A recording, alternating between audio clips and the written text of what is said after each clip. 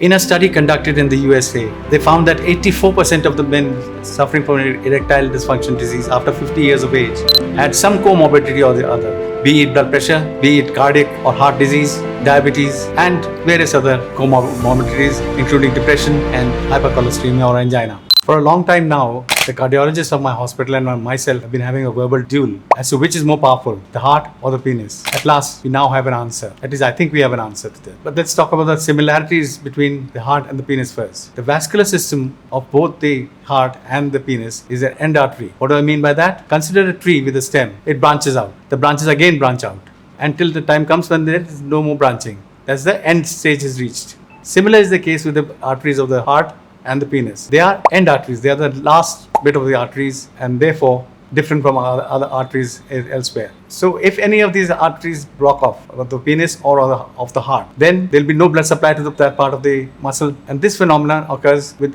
same regularity in the heart and the penis. The second similarity is that the endothelium, the inner lining of the arteries of both the penis and the heart are similar. That is, they are subject to the same amount of trauma and injury in the body. Therefore, the risks of the vasculature getting blocked off is same as for the heart and as for the penis. Now, what are the risk factors for the heart? We all know that. Fatty diet, fast food, obesity, smoking, alcohol, all these are high risk factors for heart disease and for a myocardial infarction to occur. Therefore, the same factors will be applicable for the penile arteries also. For instance, obesity causes similar kind of a problem for the arteries of the penis and the heart. This is a very important discovery that scientists have made. Because if the arteries of one system are affected, then they are bound to affect the other system. Here lies the catch. The arteries which supply the penis are only 1 millimeter in diameter, whereas the caliber of the heart vessels is 3 mm. This you can see from this diagram. So it's very obvious that which artery will block off first? The penile arteries, because they are only 1 millimeter in diameter as opposed to 3 millimeter in diameter of the heart. Now this is an important discovery, that in a high risk case for cardiac disease, if the person has an erectile dysfunction, that means that sooner or later he's going to get a heart attack because the caliber of 1 mm is blocked off. He gets erectile dysfunction, and sooner or later the 3 mm will block off because the mechanism of action is similar in both the cases. Various studies have found out that this is about 2 years. So that means that we have 2 years time, provided we know and recognize erectile dysfunction as a symptom and not as a disease for later heart disease. We have 2 years of time to correct the risk factors so that the person does not get a heart disease. Ladies and gentlemen, this is a very important point and may actually save lives, provided we recognize the importance of erectile dysfunction in these cases. So much for the erectile dysfunction occurring in patients of heart disease. But then there's another point of view, which is person has a heart attack. Now what does it do about sexual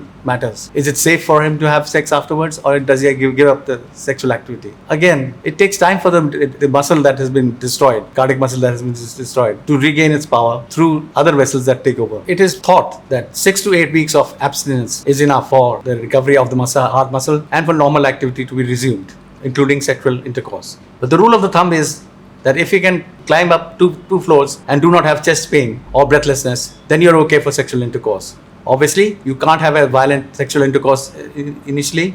You have to go slow and find out what happens in that situation. So there is no need to be away from sex, but only you have to go slowly and take it easy. The other thing that is to be remembered in case of heart disease is that if a person takes sildenafil, commonly known as Viagra, then he should not be on nitrates. Nitrates are given to a lot of persons to increase the blood flow to the heart. But what happens that if you take them simultaneously is that there is a precipitous fall of blood pressure, and so much so the patient has to be taken to the emergency.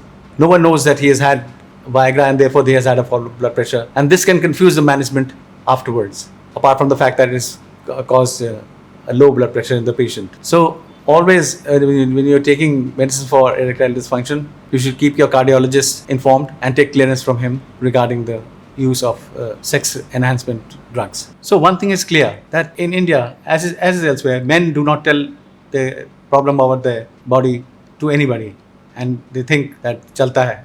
Everything works till it's working. But the importance of telling you about this association between the heart and the erectile dysfunction is that in case you get erectile dysfunction, then discuss it with your doctor. You may be having risk factors for heart disease as well. And if at that time corrective measures are taken, then you might be saved from a heart disease, heart attack, or even death. So what is important is awareness and the fact that you consult your doctor in case you're suffering from a recent onset of erectile dysfunction.